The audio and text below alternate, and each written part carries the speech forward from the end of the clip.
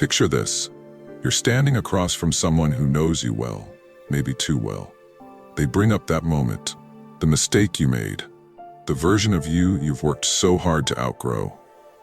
Their words cut sharper than they should, not because they're true anymore, but because a part of you still fears they might be.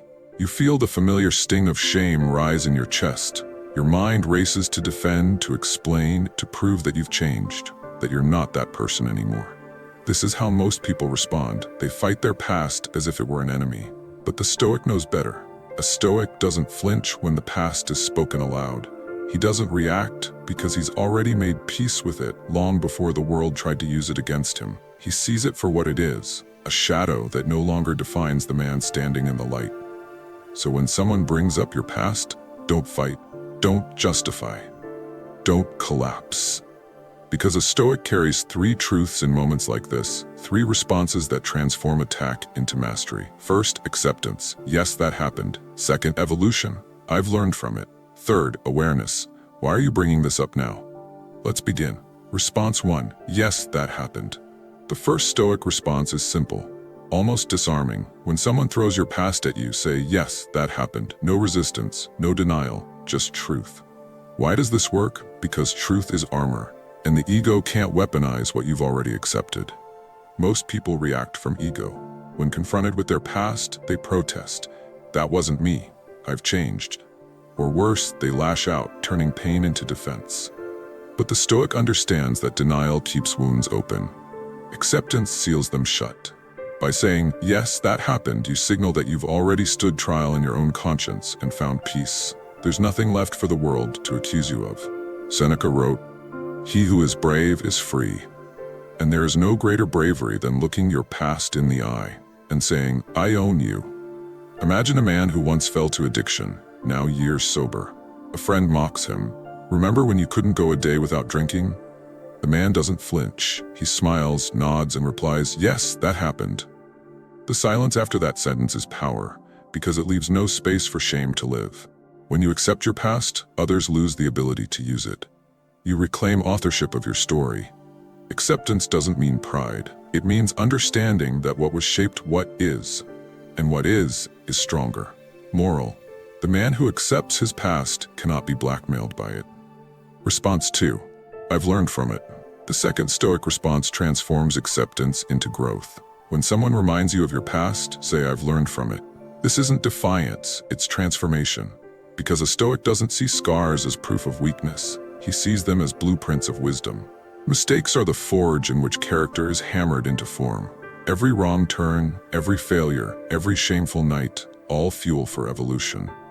As Marcus Aurelius wrote, the impediment to action advances action. What stands in the way becomes the way. Your past was the obstacle. Your growth became the way.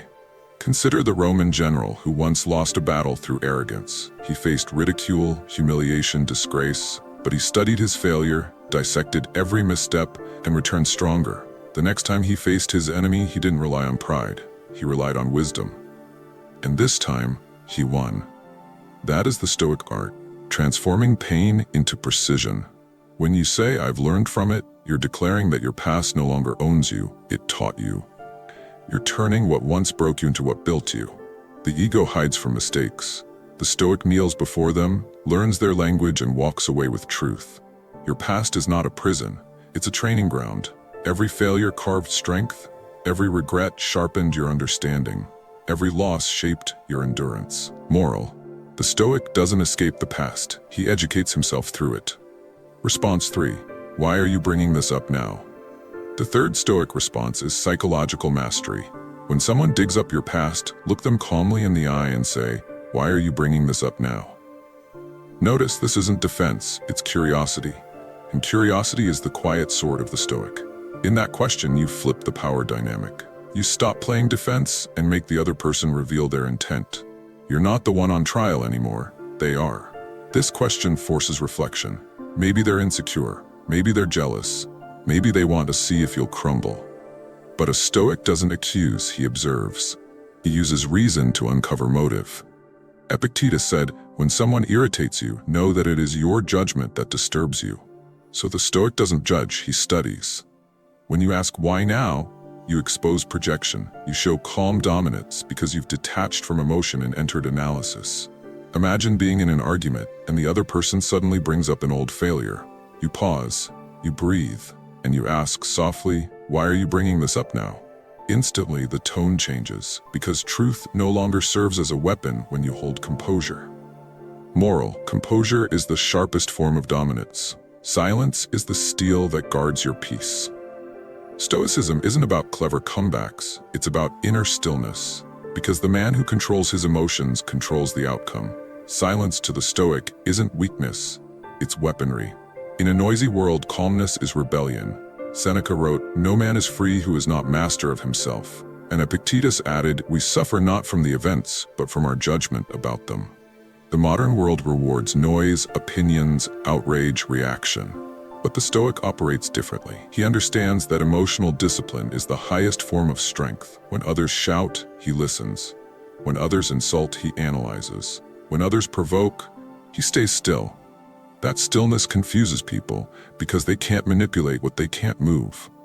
To master silence is to master yourself. It's not the absence of response, it's the presence of control. When someone brings up your past, silence makes them face the hollowness of their attack, because they expect fire and you give them water.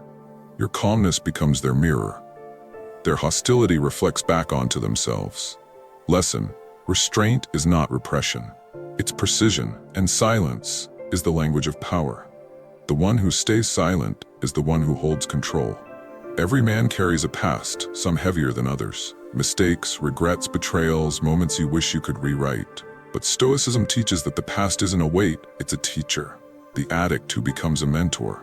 The failure who becomes a philosopher. The broken man who becomes a builder of others. Transformation is the Stoic's quiet revenge against his own history. Your past doesn't need to disappear. It needs to evolve into something useful, something meaningful. As long as you keep growing, your past becomes fertilizer for wisdom. So when someone reminds you of who you were, thank them because they remind you how far you've come. The Stoic doesn't erase the past, he transforms it. And so, when someone brings up your past, don't flinch, don't defend, don't fight. Simply remember the 3 responses. First, yes, that happened. Acceptance. Second, I've learned from it. Transformation. Third, why are you bringing this up now? Awareness. Each one moves you from emotion to control, from shame to wisdom, from past to present. Freedom isn't forgetting what happened. Freedom is no longer needing to hide from it. As Marcus Aurelius wrote, the best revenge is to be unlike your enemy. And the best response to your past is to live so well that it no longer defines you. So the next time someone brings it up, look them in the eye, stay silent for a moment, and let your calm speak louder than words. Because the truth is simple. You are not what happened to you. You are what you chose to become after it. If this message resonated with you, like this video, share and comment your thoughts below. And remember, the Stoic doesn't erase the past, he transforms it.